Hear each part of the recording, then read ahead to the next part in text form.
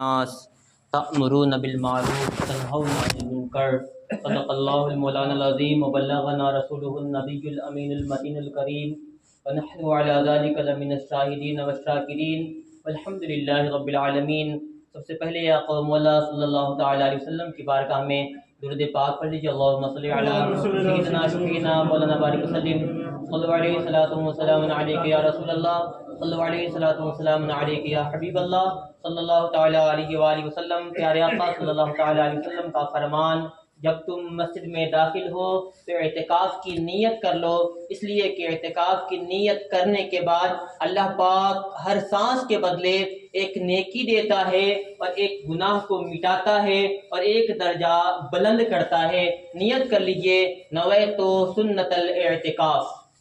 اللہ پاک قرآن پاک میں ارشاد فرماتا ہے، کنتم خیر امتن، تم امتوں میں اگلی امتوں میں بہترین ہو۔ بہترین ہونے کی کارن کیا ہے؟ فرمایا تأمرون بالمعروف، تم اچھائی کا حکم دیتے ہو، وتنہون عن المنکر، اور برائی سے منع کرتے ہو۔ تو اللہ نے جو رسول پاک صلی اللہ تعالی وسلم کی امت کو جو کوالٹی دی، وہ کوالٹی کیا ہے کہ اچھائی کا حکم دینا اور برائی سے منع کرنا۔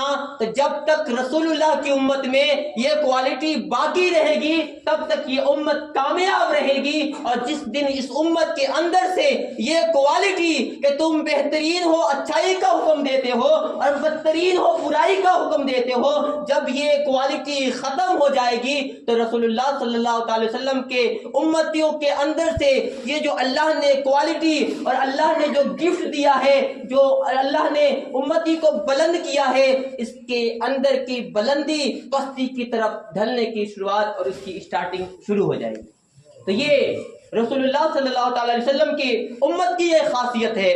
اب لوگوں کا رسول اللہ سے لگاؤ کیسے تھا؟ دین ہم تک پہنچا، آج ہم سوچتے ہیں کہ آج یہ ہے کل اور آ جائے گا، تو دین ہم تک یوں پھیلتا چلا جائے گا، لیکن اندازہ کریں کہ جب صحابہ کرام وہ کون سی مصیبتیں ایسی ہوں گی جن کو جھیلے نہ گئے ہوں گے۔ آپ نے سنا ہوگا، آپ نے پڑھا ہوگا، اور پڑھا تو میں نہیں کہہ سکتا اس لیے کہ صرف سنے ہوں گے۔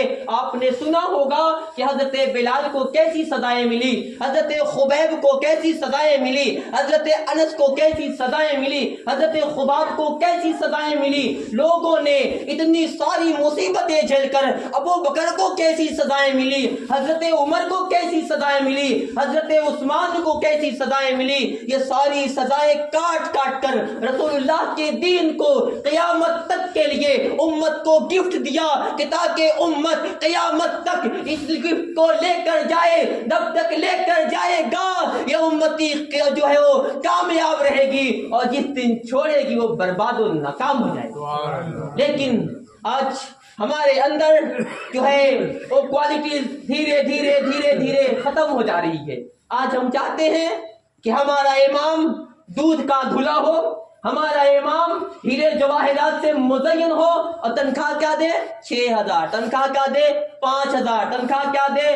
8000۔ پھر 8000 پہ بات کیا آتی ہے کہ ہم تمہیں تنخواہ زیادہ دے رہے ہیں، ہم 8000 میں 4 ٹھو رکھ لیں گے۔ ایسا لگتا ہے نہ امام کا پیٹ ہے، نہ امام کے بچے ہیں، نہ امام کی بیوی ہے، بس امام بس دعا کرے اللہ ہمیں بس ہوا دے کہ اس ہوا سے ہماری سانس چلے اور مقتدی پیچھے پیچھے چلے۔ یہی ہو رہا ہے آج۔ یہ آتا ہے ہمارا امام ہو تو ہم سے پوچھ کے تقریر کرے، وہ صدر جاہل، وہ سیکریٹری جاہل، وہ خزانچی جاہل۔ جب ایک عالم ایک امام، ایک صدر، ایک سیکریٹری، ایک خزانچی سے پوچھے گا تو کیا بتائے گا؟ جس کی زندگی صبح سے شام تک کھیتی کے پیچھے، گائے کے پیچھے، بیل کے پیچھے زندگی گزرے، اس خزانچی اور صدر اور سیکریٹری سے پوچھے، کون پوچھے؟ امام پوچھے۔ اس امام کو جس کے بارے میں رسول پاک صلی اللہ علیہ وسلم نے ارشاد فرمایا کہ ایک عالم کی زیارت رسول اللہ کی زیارت، ایک عالم سے ملاقات رسول اللہ سے ملاقات۔ آپ اندازہ کریں کہ جس عالم کو اور جس حافظ کو اللہ اور رسول نے اتنی کوالٹیز دی ہے، اور اس کو وہ کس کے بارے میں کہا جا رہا ہے کہ ایک وہ آدمی جو ان پڑھ ہو اور وہ آ کر دھوس جمائے کہ وہ ہم سے پوچھے، ہمیں پوچھے بنا وہ تقریر کیوں کر دیا۔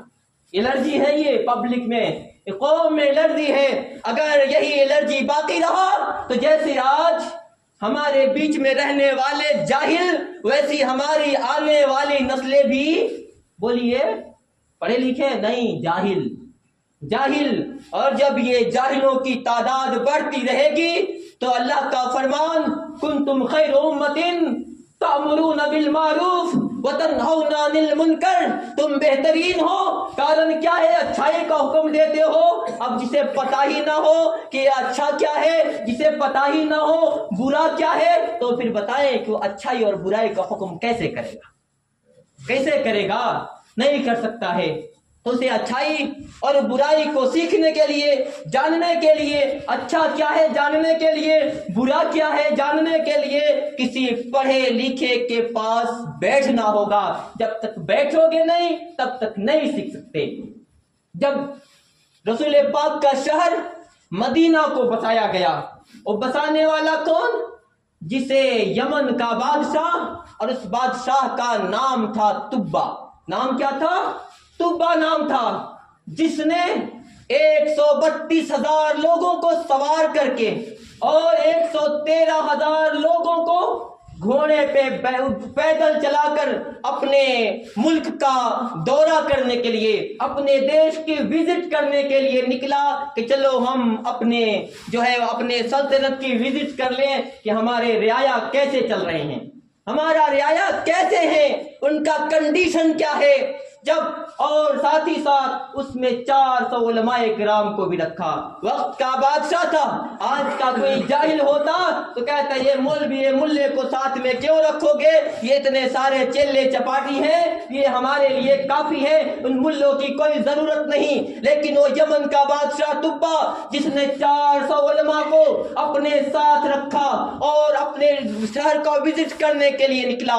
جب شہر کا وزٹ کرنے کے لیے نکلا ہے، لوگوں کو پتا چلا ہے یمن کا بادشاہ آ رہا ہے، اتنے سارے پبلک کو اپنے ساتھ لا رہا ہے، چلو دیکھ لیا جائے ماحول کیسا ہے، دیکھ لیا جائے کنڈیشن کیسا ہے، چلنے کا ناز و انداز کیا ہے۔ اب وہ آدمی جہاں بھی جاتے ہیں لوگ دیکھنے کے لیے بھیڑ لگا دیتے ہیں، جب میں غفیر ہو جاتا ہے۔ وہ چلتے چلتے شہر مکہ میں پہنچا ہے۔ جب مکہ میں پہنچا ہے تو اس کے پاس تو اتنے سارے لوگ تھے، لیکن دیکھنے کے لیے مکے والے ایک بھی نہیں نکلے۔ اب وہ تبا نامی بادشاہ غصے سے آگ ببولا ہو گیا، اپنے وزیر سے پوچھا کہ میں نے اتنے سارے گاؤں کا وزٹ کیا، اتنے شہروں کا وزٹ کیا، لوگوں نے دیکھنے آیا، لیکن یہاں کی خاصیت اور یہاں کی کوالٹی کیا ہے کہ لوگ ہمیں دیکھنے کے لیے نہیں آئے۔ تو اس کے وزیر نے کہا تھا بادشاہ سلامت، یہاں پر ایک گھر ہے جسے بیت اللہ کہا جاتا ہے، ایک گھر ہے جسے کعبہ کہا جاتا ہے، آپ کے پاس جتنی تعداد ہے اس سے کئی گنا زیادہ ہر سال لوگ یہاں آتے ہیں، طواف کرتے ہیں، زیارت کرتے ہیں، واپس چلے جاتے ہیں۔ اب پریشان، اس کی نیت بدل گئی، کہا اچھا ایسا ہے تو چلو خانے کعبہ جسے بیت اللہ کہا جاتا ہے، جہاں لوگ طواف کرنے کے لیے آتے ہیں، میں اسے ڈھا دوں گا، میں اس کی اینٹ سے اینٹ بجا دوں گا۔ جیسے ہی اس کی نیت بدلی تھی، اللہ نے اس کے اوپر عذاب نازل کر دیا۔ اس کی ناکوں سے پیپ بہنے لگے، آنکھوں سے پیپ بہنے لگے، منہ کان سے پیپ بہنے لگے، اور اس کی بدبو سے اس کے ساتھ چلنے والے آدمی نفرت کرنے لگے۔ اب لوگوں نے علاج کرانا شروع کیا، بادشاہ بیمار ہے، کوئی ٹریٹمنٹ کرا لیا جائے، علاج کرا لیا جائے، کوئی علاج کام نہیں آتا ہے۔ آخر میں ایک عالم صاحب آتے ہیں، نبض پکڑتے ہیں، کہتے ہیں بادشاہ سلامت، یہ علاج تو زمینی چل رہی ہے اور یہ بیماری آسمانی ہے، آسمانی بیماری کے سامنے یہ زمینی علاج کام نہیں آتی۔ کیا تھا پھر اس عالم ربانی نے کہا بادشاہ سلامت اپنی نیت کو بدل دیجئے، لگتا ہے آپ کی نیت خراب ہو گئی ہے، لگتا ہے آپ کا دماغ خراب ہو گیا ہے۔ جیسے ہی اس نے یہ بات سنی دل ہی دل میں توبہ کیا تھا اور اس کی حالت سنور گئی، اور جب حالت سوری ہے تو اس نے وہیں پہ اسلام قبول کیا تھا اور اسی عالم کو ایک خط لکھ کر بھیجا تھا، دیا تھا کہ اس خط کو لے لو، اگر رسول اللہ تمہارے زمانے میں آ گئے تو یہ میرا خط رسول اللہ کے پاس پہنچا دینا۔ روایتوں میں آتا ہے 900 سال کے بعد جب رسول اللہ صلی اللہ علیہ وسلم مدینہ میں تشریف لائے، حضرت ایوب انصاری انہی عالم صاحب کے نسل سے ایوب انصاری کے گھر میں وہ خط پڑا تھا۔ ابو ایوب انصاری وہ خط رسول اللہ کے حوالے کرتے ہیں اور فرماتے ہیں، عرض کرتے ہیں یا رسول اللہ میرے جد امجد نے یہ خط دیا تھا، اسے آپ قبول فرما لیجئے۔ اس کے بعد جب اس تبا نامی بادشاہ کو کوئی برا بھلا کہتا تو رسول اللہ کہتے تبا کو برا نہ کہو مومن، تبا کو برا نہ کہو وہ مومن ہے۔ تو ایک بادشاہ کا ایمان بچانے والا، ایک بادشاہ کو کلمہ پڑھانے والا کوئی جاہل نہیں تھا، بلکہ ایک وہی داڑھی اور ٹوپی والا تھا، جس داڑھی اور ٹوپی والے کی آج اتنی انسلٹ کی جاتی ہے کہ آج میں تو کہتا ہوں اپنے بچوں کو عالم بناؤ، لیکن عالم بنانے کے بعد کسی جاہل ٹرسٹی کے حوالے نہ کرو، بلکہ اس عالم اور اس اپنے لگتے جگر بیٹے کو جس نے خون اور پسینے سے عالم اور حافظ بنایا ہے کوئی بزنس کر کے دے دو تاکہ سکون سے اس کی زندگی گزرے۔ یہ جاہلوں کے بیچ میں رہ کر 75 جاہل 75 طرح کے بات کہنے والے اور ان کے سامنے بیچارہ ایک آدمی اللہ اور رسول کی بات کو بلند کرنے والا اکیلا مجاہد بن کے کھڑا رہتا ہے، اور لاسٹ میں رزلٹ کیا آتا ہے؟ اسے کوئی آبجیکشن لگا کر باہر کر دو، لاسٹ آپشن۔ یعنی اس کو مار تو نہیں سکتے اس لیے کہ داڑھی ٹوپی والا ہے، ماریں گے بدنام ہو جائیں گے، نہیں مار سکتے، گریاتے ہیں، گالی دیتے ہیں، لیکن وہ بھی گالی کہاں دیتے ہیں؟ منہ پر نہیں دیتے ہیں، سائڈ میں دیتے ہیں۔ سائڈ میں بہت ساری گالیاں ہوتی ہیں، اس لیے کہ میں بھی مولوی ہوں، میں بھی سنتا ہوں، میرے ساتھ بھی یہ میٹر آتا جاتا رہتا ہے۔ تو کسی کی اوقات نہیں ہوتی ہے، اگر کہ 50 تو ہیں اس کسی، لیکن 50 میں کسی کی اوقات نہیں ہوتی ہے کہ منہ کے سامنے گالی دے، منہ کے پیٹھ کے پیچھے تو گالی دیتے ہیں، اور لاسٹ میں جب کوئی آپشن نہیں بچتا ہے تو لاسٹ میں کوئی ایک آبجیکشن لگا کر اس کو گھر بھیج دیتے ہیں، جائیے اللہ حافظ۔ ہم اپنا دیکھیں، اور کنڈیشن کیا ہوتا ہے کہ پھر وہی نہ ڈھنگ نہ سمے پر اذان نہ سمے پر نماز، اور سب سے بڑا نقصان یہ ہے کہ ایک آدمی جو یہاں اللہ اور رسول کا نام لینے والا تھا وہ آپ کے بچوں کو تعلیم دیتا ہے۔ رسول اللہ صلی اللہ علیہ وسلم نے فرمایا خیرکم من تعلم القرآن وعلمہ، تم میں بہترین وہ ہے جس نے قرآن سیکھا اور دوسروں کو سکھایا، قرآن سیکھا اور دوسروں کو سکھایا۔ لیکن آج تو ہم اتنے بدگمان ہو گئے ہیں کہ داڑھی ٹوپی والے مولوی صاحب لوگ نماز وہاں نہیں پڑھتے ہیں، اور کہیں پڑھنے بھی لگے نا، ہاں لگتا ہے قضا پڑھ رہا ہوگا، لگتا ہے قضا پڑھ رہا ہوگا۔ یعنی یہ ہے کہ ان پڑھ، کارن کیا ہے؟ ان پڑھ آتا تو ہے نہیں بھیا، کسی کا نام نہیں لیتا میں، کہیں پہ بھی میں بولتا ہوں تو ایسے ہی بولتا بھائی، کسی کو اگر لگے تو معاف کیجیے گا۔ تو ان پڑھ، ایک تو کہا ہے مجبوری کیا ہے کہ ان پڑھ، اگر انہیں کہہ دی جائے الحمدللہ پڑھو بھیا، وہ نہیں پڑھ پائیں گے، اور پڑھیں گے بھی اتنی ساری غلطی کریں گے کہ اس کا حساب نہیں ہے۔ اور دوسرا کنڈیشن کیا کہ بس تو مولوی کے پیچھے پڑ جائیں گے کہ اس میں دیکھو کتنی برائی ہے۔ یعنی اگر مولوی دیکھیں صبح جب اٹھتا ہے فجر سے اذان، نماز، قرآن، بچوں کی پڑھائی، ظہر اذان نماز، پھر کھانا پینا، تھوڑا آرام، پھر پڑھائی، عصر اذان نماز، مغرب اذان نماز، عشاء اذان نماز، صبح سے شام تک اللہ اللہ اللہ اللہ، یا رسول یا رسول یا رسول اللہ، یا اللہ یا غوث پاک، صبح سے شام تک بندہ کرتا ہے، پھر بھی کہا جاتا ہے بڑا بدماش ہے۔ اور ایک وہ آدمی جو صبح سے شام تک چاہے وہ نماز پڑھے چاہے نماز نہیں پڑھے، اگر اس کے پاس ویلو ہے، اس کے پاس پیسے ہیں تو اس کے پیچھے لگ جائیں گے، یار کتنا بڑھیا کتنا بڑھیا کتنا بڑھیا۔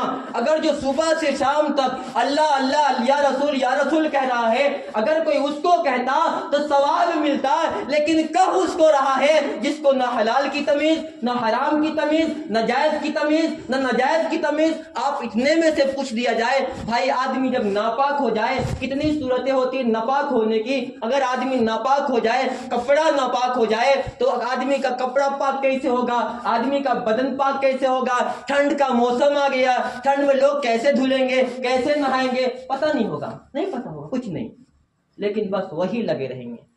تو یہ میں کہتا ہوں کہ کسی مولوی کو مولوی سمجھ کر برائی نہ کریں، اس لیے کہ رسول اللہ نے فرمایا کہ کسی مولوی کو مولوی سمجھ کر انسلٹ کرنا، اس کی بے عزتی کرنا کفر ہو جاتا ہے. آدمی اپنے ایمان سے ہاتھ دھو بیٹھتا ہے، بظاہر لگتا ہے کہ ہمارے سر پہ ٹوپی ہے، ہمارے چہرے پہ داڑھی ہے، ہم ایک ٹائم کے نمازی بھی ہیں، لیکن وہ کرتا رہتا ہے، لیکن اس کا ایمان اس کے اندر نہیں رہتا ہے، ختم، ایمان ختم. تو اگر کسی کو رکھنا ہے ویلکم، نہیں رکھنا ہے اللہ حافظ. یہ نہیں کہ آپ کے اندر یہ برائی ہے، ورنہ اللہ اگر چاہے تو اللہ انبیاء کے سوا کسی کو معصوم تو نہیں نہ بنایا.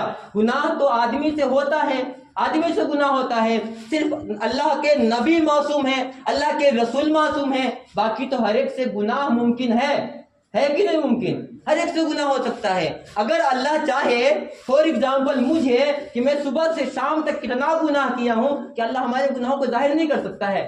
ضرور کر سکتا ہے. لیکن اب دیکھیں، اپنے بارے میں سوچیں کہ جب اللہ ہمارے گناہوں کو چھپاتا ہے اور ہم کسی کی ایک برائی کو پکڑ لیتے ہیں، اس کے پیچھے لگ جاتے ہیں، برا کیا برا کیا برا کیا. ابھی آپ دیکھیں، آپ کے امام ہوتے تو ابھی آپ کی اذان 37 پہ نہیں ہوتی بلکہ 30 ہو جاتی. اگر امام 1 منٹ لیٹ کرتا، آپ کو بولنے کا ادھیکار تھا، آپ نے 1 منٹ لیٹ کیوں کیا؟ لیکن یہاں کیا اذان دیں گے، یہ آئے تو اذان دیے. باقی اتنے سارے لوگ کی طرح اذان نہیں آتے کسی کو. امام سے نفرت، کمیٹی سے نفرت، لیکن یہ مسجد اور مدرسے سے کون سی نفرت ہے بھائی؟ یہ مسجد اللہ کے گھر، مدرسے رسول اللہ کے گھر، اس گھر سے اگر نفرت کریں گے اور پھر کہیں گے ہم نماز والے ہیں، ہم اذان والے ہیں، اللہ اور رسول والے ہیں، تو آپ بتائیں اب کے اللہ اور رسول کو آپ کیا جواب دیں گے؟ کیا اللہ نہیں پوچھے گا ٹائم سے اذان نہیں ہو رہی تھی کہاں تھے، ٹائم سے نماز نہیں ہو رہی تھی کہاں تھے؟ اللہ نہیں پوچھے گا کیا؟ اللہ ضرور پوچھے گا. اور جس دن اللہ پوچھے گا، یاد رکھے، خدا کی قسم آپ کے پاس کوئی جواب نہیں. اللہ سے ڈریے، اللہ کا خوف کیجیے. اللہ نے کہا رسول اللہ نے کہا خیرکم من تعلم القرآن وعلمہ، تم میں بہترین وہ ہے جو قرآن سیکھے اور دوسرے کو سکھائے. اب دیکھیں حضرت انس، حضرت جو ہے مالک کی حدیث، وہ کہتے ہیں پہلے تو اللہ نے قرآن میں کہا اذا قضیت الصلاۃ فانتشروا فی الارض، جب نماز پڑھ لو زمین میں پھیل جاؤ. نماز پڑھ لو، پہلے کیا نماز پڑھو پھر زمین میں پھیل جاؤ. لیکن اپوزٹ، پہلے برائی کرو تب نماز پڑھو. یعنی صبح جو نماز پڑھے تھے اس کے بعد برائی کرو، وہ نیکی ختم ہو جائے، پھر آ کے نماز پڑھو، پھر کسی کے بیٹھ کے برائی کرو. یعنی عاملۃ ناصبہ تصلی نارا حامیہ، عاملۃ ناصبہ، کام بھی کیے تھک بھی گئے اور رزلٹ کیا گیا؟ جہنم میں چلے گئے. اللہ نے کیا کہا؟ عاملۃ ناصبہ تصلی نارا حامیہ، یعنی کام بھی کیے تھک بھی گئے. آدمی کام کرتا ہے رزلٹ ملنے کے لیے، ایگزام لکھتا ہے رزلٹ ملنے کے لیے، صبح سے شام تک مزدوری کرتا ہے پیسے کمانے کے لیے، لیکن رزلٹ کیا آتا ہے؟ تصلی نارا حامیہ، کہ وہ پہنچ گیا بھڑکتی ہوئی جہنم کے آگ میں. تو یہ ہمارا رزلٹ اور ہمارے معاشرے کا کنڈیشن ہے، جس میں کہ ہم لگے رہتے ہیں کہ کہیں سے نہ کہیں سے. آپ کے اندر ساری پڑھائی ہوتی ہوگی نا، ابھی بھی پڑھانے والا ہوگا، پڑھائی ہوتی ہوگی، یعنی ہمارے اندر بھی پڑھائی ہو رہی ہوگی، لیکن کیا اپنے لوگوں کو اور خاص کر اپنے اماموں سے مل کر رہے ہیں. کوئی برائی ہے ویسی تو کیا رسول اللہ نے کیا کہا کہ جب کوئی کسی گناہ سے توبہ کر لے، کیا کر لے؟ گناہوں سے توبہ کر لے تو اللہ پاک اس کے گناہوں کو معاف کر دیتا ہے، اس کے گناہوں کو صاف کر دیتا ہے، اس کے گناہوں کو کلیئر کر دیتا ہے. جب اللہ آپشن دے رہا ہے کہ تم پاپ ہو جائے، تم سے کوئی گناہ ہو جائے، کتنے بڑا پاپ بھی ہو، اللہ کی بارگاہ میں آ کر توبہ کرو، تو جب تک توبہ کا دروازہ بند نہ ہو جائے اللہ تمہارے توبہ کو قبول کرے گا. لیکن یہ تو لگتا ہے کہ خود ہی کچھ اور بن جاتے ہیں. اللہ کہہ رہا ہے آ جاؤ، اور یہ بندے کہتے ہیں کہ تو چلے جا. یہاں تو کوئی آپشن نہیں، کوئی آپشن نہیں. خدا سے ڈریے. اب پتہ ہے آپ میں کتنے لوگ نماز پڑھتے ہوں گے؟ جو داڑھی والے ہیں شاید وہ نماز پڑھتے ہیں کچھ اور کچھ تو وہ بھی داڑھی رکھ کے ویسے بھی نماز نہیں پڑھتے ہیں. مسلمان اور نمازی نہیں. کسی شاعر نے کہا تھا رزق خدا کھایا کیا، فرمان حق تالا کیا، خوف خدا شرم نبی یہ بھی نہیں وہ بھی نہیں. خوف خدا شرم نبی یہ بھی نہیں وہ بھی نہیں.